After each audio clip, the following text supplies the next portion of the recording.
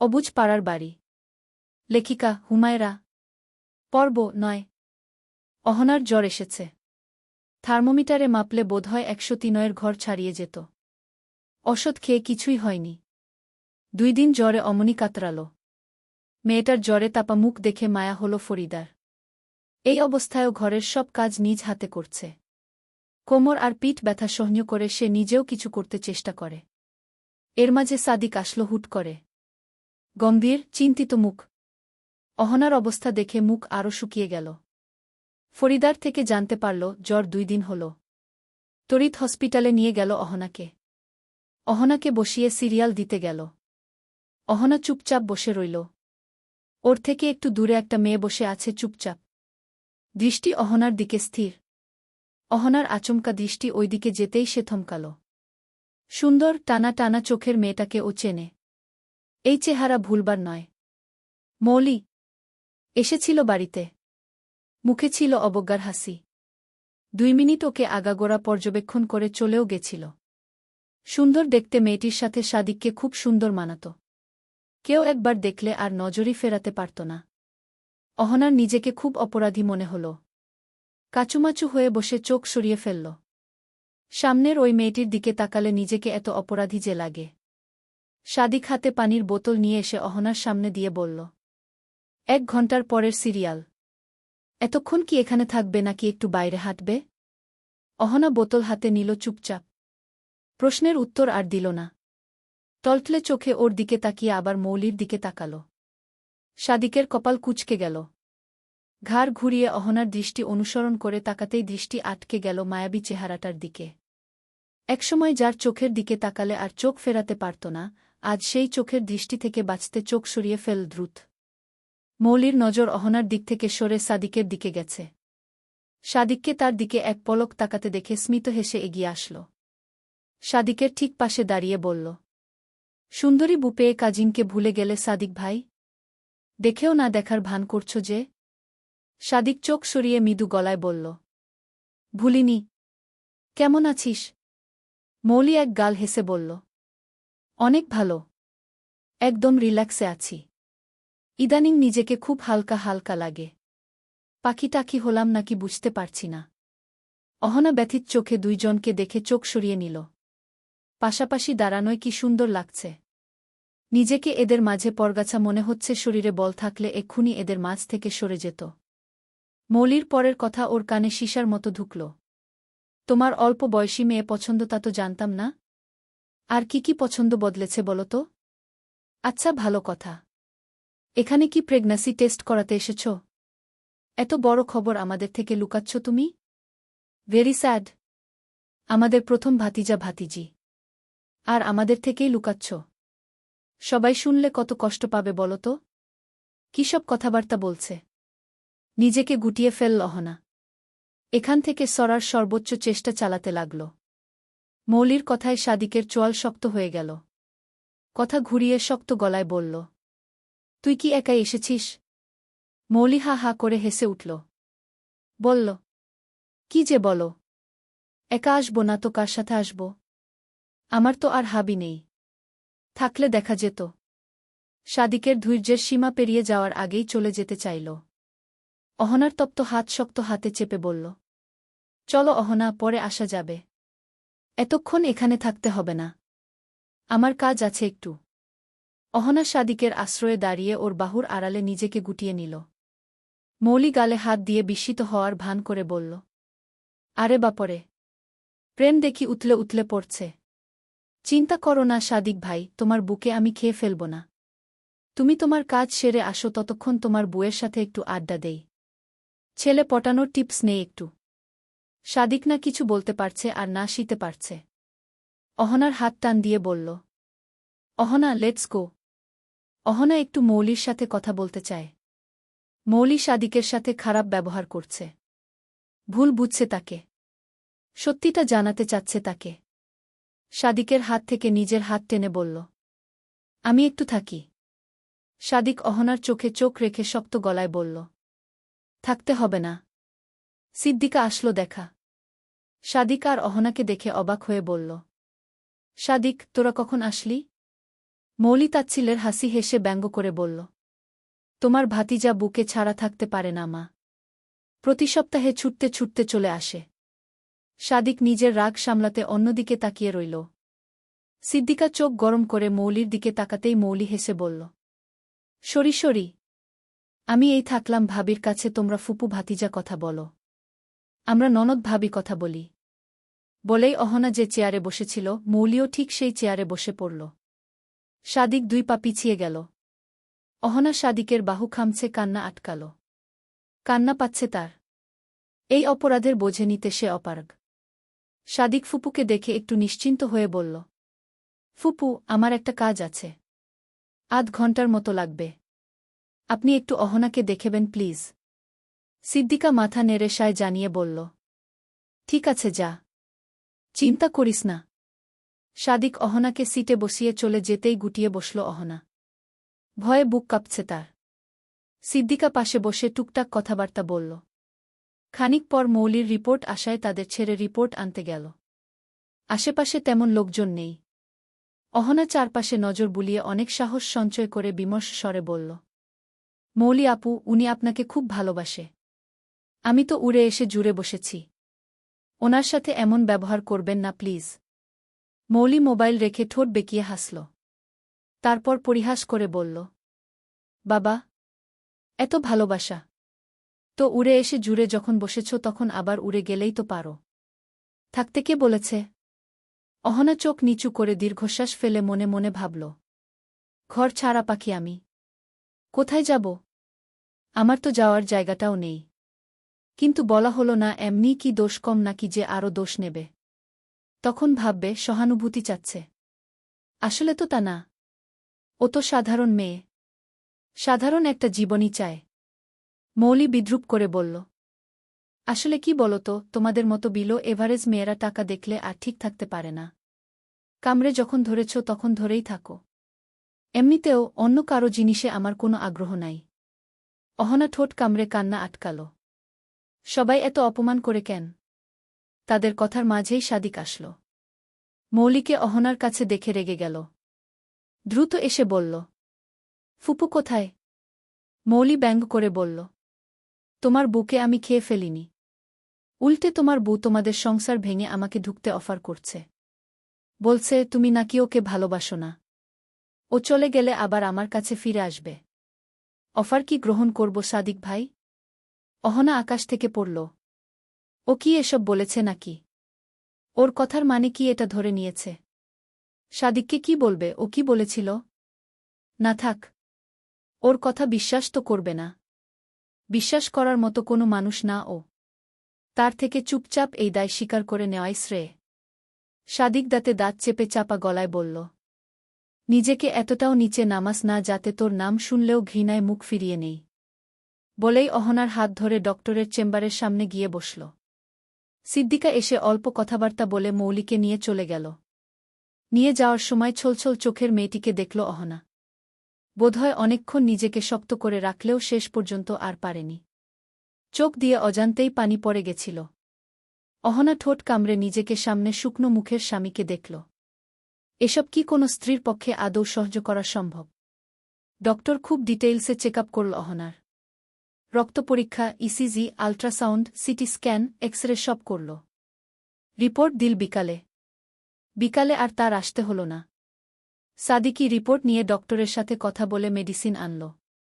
Report স্বাভাবিক পেয়ে শান্ত হল সাদিক। রাতে আলতোভাবে অহনাকে বুকের সাথে জড়িয়ে স্বস্তির নিঃশ্বাস ফেলল। কখনো কি মেয়েটাকে বলা হবে ও হুট করে কেন ছুটে আসল? কখনো কি বলবে ওর ভাই আর এই পৃথিবীতে নেই?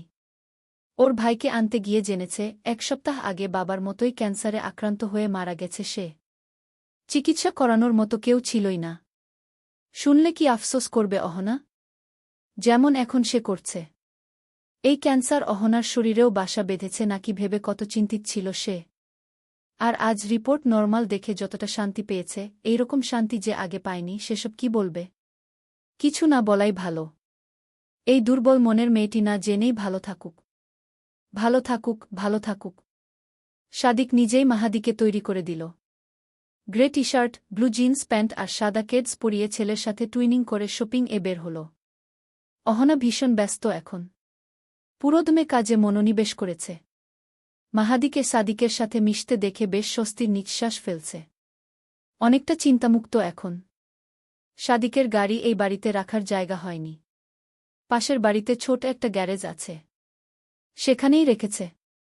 সাদিক সেখান থেকে গাড়ি বের করে নিজে ড্রাইভিং সিটে বসে ছেলেকে পাশের সিটে বসাল। মাহাদি আগ্রহভরে গাড়ি দেখতে লাগল। গাড়ি চালু হতেই বিস্ময়ে এটা ওটা প্রশ্ন করতে লাগল। সাদিক সব প্রশ্নের উত্তর দিয়ে বলল, গাড়ি চালাবে? মাহাদি মাথা নেড়ে মন খারাপ করে বলল, আমি পারি না।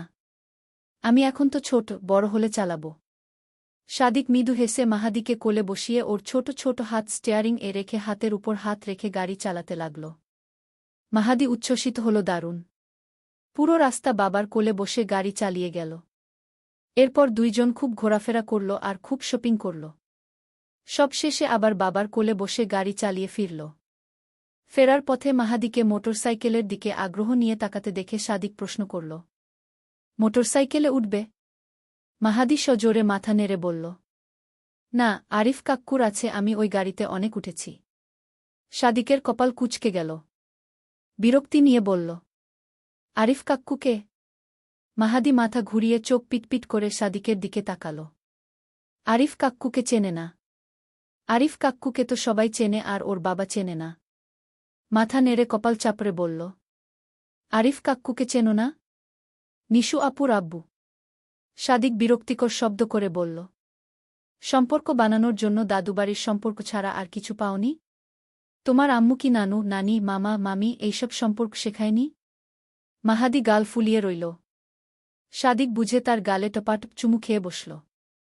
গাল ফুলালে যে বাচ্চাটাকে এত আদুরে লাগে। গাড়ি পেছন দরজা দিয়ে বাড়ির পেছনের গ্যারেজে রাখতে হবে।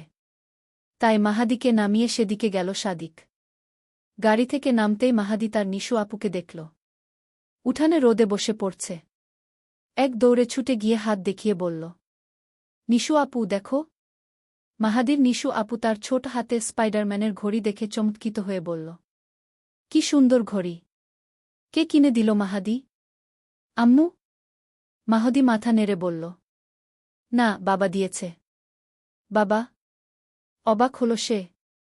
পড়াশোনার জন্য অন্য জায়গায় থাকে। ওর বাবার আসার কথা শুনেছিল কিন্তু মনে ছিল না। মনে পড়তেই বলল, তোমার বাবা কোথায়? আরিফ কাক্কুর ঘরে গাড়ি রাখতে গেছে। বলেই বাড়ির পেছন সাইড দেখাল। তারপর বাবাকে আসতে দেখে উচ্ছ্বাসিত হয়ে বলল, ওই দেখো বাবা। নিশা অবাক হয়ে দেখল মাহাদির বাবাকে একদম মাহাদির মতোই দেখা যায়। একই নাক, একই মুখ, হাতেও একইভাবে। মুহূর্তেই মুখ গম্ভীর হয়ে গেল। মাহাদির দিকে ঝুঁকে গাল টেনে বলল, তুমি আম্মুর কাছে যাও, আমি তোমার আব্বুর সাথে একটু কথা বলবো। মাহাদি ঘাড় নেড়ে চলে যেতেই সাদিকের কাছে গেল সে। পেছন থেকে আস্তে করে বলল, এক্সকিউজ মি। সাদিক ঘুরল। হাতে এক গাদা ব্যাগ নিয়ে বিরক্ত মুখে ভ্রু বাঁকিয়ে বলল, ইয়েস, আমি নিশা। এখানে থাকি। সাদিক মাথা নেড়ে বলল, ওকে। নিশা রাগল। কিসের এত অ্যাটিটিউড? চোখ মুখ শক্ত করে বলল, আপনি কি ওদের নিয়ে যাবেন? জানি না। নিশা রাগা শুরু করল। শক্ত গলায় বলল, আপনার জানতে ইচ্ছা হয় না আপনার বউ এতদিন কি করেছে, কিভাবে সারভাইভ করেছে? সাদিক কাঁধ নাচিয়ে বলল, নট ইন্টারেস্টেড। এটা ওর পার্সোনাল ম্যাটার। ব্যাটা বিয়ে করে বাচ্চা পয়দা করার সময় মনে হয় না এটা বুয়ের পার্সোনাল ম্যাটার হতে পারে? যেই বাচ্চার দায়িত্বের কথা বুয়ের দায়িত্বের কথা আসে সেই হয়ে যায় পার্সোনাল ম্যাটার। নিশু ফোসফোস করে শ্বাস ফেলে বলল, যে মানুষ প্রেগন্যান্ট ওয়াইফকে অ্যাবর্শন করার জন্য টাকা দেয় তার থেকে আসলে ভালো কিছু ডিজার্ভ করাই ভুল হয়েছে। আপনাদের মতো মানুষদের সমাজে থাকতে দেওয়াই ভুল। সমাজের কিট, যত্তসব। উল্টাপাল্টা কথায় রেগে গেল সাদিক। রাগী গলায় বলল, এক্সকিউজ মি। নিশা কোমরে হাত রেখে আঙুল নাড়িয়ে নাড়িয়ে বলল, এক্সকিউজ ইউ। আমার সময় আর রুচি সাংঘাতিকভাবে নষ্ট হচ্ছে। 3 মাস চলে গেলে দয়া করে এলাকা ছেড়ে চলে যাবেন। এলাকা দূষিত হচ্ছে। বলেই বাড়ির ভেতর গেল। এত সুন্দর দিনটা নষ্ট করে দেওয়ায় সাংঘাতিক চটে গেল সাদিক। হম্বিতম্বি করে অহনার কাছে গিয়ে বলল, কাদের সাথে থাকো তুমি? যেখানে বাচ্চার কথাই জানতাম না সেখানে আমাকে বলে আমি নাকি অ্যাবর্শনের জন্য তোমাকে টাকা দিয়েছি। সার্কাস হচ্ছে আমার সাথে? অহনা বিস্মিত হয়ে মুখে হাত চেপে ধরল। এই সাংঘাতিক খবর কে দিল তাকে? প্রশ্ন করার সাহসটাও করতে পারল না। মাহাদি এসে বাবাকে তার আর্ট দেখাতে টেনে নিয়ে গেল। অহনা দম ছেড়ে ফ্লোরে বসে পড়ল। সারাক্ষণ অহনা খুব ভয়ে ভয়ে ছিল। না জানি সাদিক কখন ওকে চেপে ধরে। কিন্তু তেমন কিছুই হল না। মাঝরাতের দিকে সাংঘাতিক জ্বর আসল মাহাদির। উঠে মাথায় পানি ঢালতে হল। শব্দ শুনে সাদিক ঘুম ঘুম চোখে উঠে এসে এই অবস্থা দেখে চিন্তিত হল। ভালোই তো ছিল ছেলেটা, হঠাৎ করে জ্বর আসল কেন? অহনা ব্যস্ত হয়ে বলল, আপনি একটু ওর পাশে বসুন। আমি মাহাদির জন্য খাবার নিয়ে আসছি। ওষুধ খাওয়াতে হবে। পাশে কাউকে না পেলে কান্না করবে। সাদিক বিচলিত হয়ে বলল, সবসময় কি এমন করে? অহনা মাথা নেড়ে বলল, হ্যাঁ, অসুস্থ হলে একা থাকতে চায় না। সাদিক ব্যথিত মনে ছেলের কাছে বসল। ছেলের কত কিছুই সে জানে না। কত কিছু থেকে বঞ্চিত হয়েছে। সন্তানের উত্তপ্ত মুখে হাত বুলিয়ে চোখের পানি আড়াল করল। মাথায় হাত বুলিয়ে কপালে ঠোঁট ছোঁয়াল। মাহাদি জ্বরের ঘোরে বাবা বাবা বলে ডাকছে। সাদিক ফিসফিস করে বলল, বাবা আছে তো আব্বু? এখানেই আছে। ছেলের অসুস্থতায়ও অহনার ছুটি নেই। বারবার মাহাদির কাছে ছুটে আসছে আর রান্নাঘরে যাচ্ছে। সাদিক দেখছে আর অবাক হচ্ছে। একটা মেয়ে একা হাতে সব সামলাচ্ছে। এতদিন একাই সামলেছে কিভাবে? সাদিক অহনাকে শান্ত থাকতে বলে নিজেই ছেলের পাশে বসেছিল। তাও মানেনি অহনা। কেক বানানো শেষে কাচুমাচু করে এসে বলল, আমার একটু বাইরে যেতে হবে। 1 ঘন্টার মধ্যে ফিরে আসব। সাদিক দীর্ঘশ্বাস ফেলে বলল, আমি কোথাও যাচ্ছি না। নিশ্চিন্তে যাও। অহনা নিশ্চিন্ত হল না। সন্তান অসুস্থ হল কোনো মাই বা নিশ্চিন্ত থাকে? সাদিকের অফিসের কাজ আছে। মাহদির পাশ থেকে উঠে নিজের ল্যাপটপ আনতে ঘরে গেল। 1 মিনিটের ব্যাপার ছিল। এর মাঝেই মাহাদি চিৎকার করে কেঁদে উঠল। ল্যাপটপ ফেলে দৌড়ে আসল সাদিক। মাহাদি এক হাত মাথায় চেপে আরেক হাত সাদিকের দিকে বাড়িয়ে কাঁদছে। বাবা ব্যথা, বাবা ব্যথা। সাদিক ছুটে এসে জড়িয়ে ধরল ছেলেকে। ছেলের ব্যথা নিজের মধ্যে নেওয়ার উপায় থাকলে সেটাই করত সে। ব্যথা ছেলে কাঁদছে আর দম বন্ধ হয়ে আসছে তার। সাদিক মাহাদিকে কোলে বসিয়ে মাথা টিপে দিতে লাগল। কিছুক্ষণ পর শান্ত হল মাহাদি। ওর শরীরের উত্তাপে নিজের শরীর পুড়তে লাগল। ব্যথা কমতেই ঘুমিয়ে গেল মাহাদি। সাদিক ঘুমন্ত ছেলের কপালে চুমু দিয়ে কেঁদে ফেল। ছেলে প্রথমবারের মতো বাবা ডেকেছে বলে খুশিতে কাঁদল নাকি জ্বরের যন্ত্রণার ছেলের কষ্ট হচ্ছে বলে কাঁদল বুঝল না। প্রথমবারের মতো বাবা অনুভূতি তাড়া করল ওকে। এত মিষ্টি অনুভূতির থেকে 5 বছর বঞ্চিত ছিল। ছেলেকে শোয়ানোর সাহসটুকুও হল না। যদি জেগে আবার কান্না করে। তাই মাহাদিকে কোলে নিয়েই শুয়ে পড়ল আর কিছুক্ষণের মধ্যে নিজেও ঘুমিয়ে পড়ল। চলবে।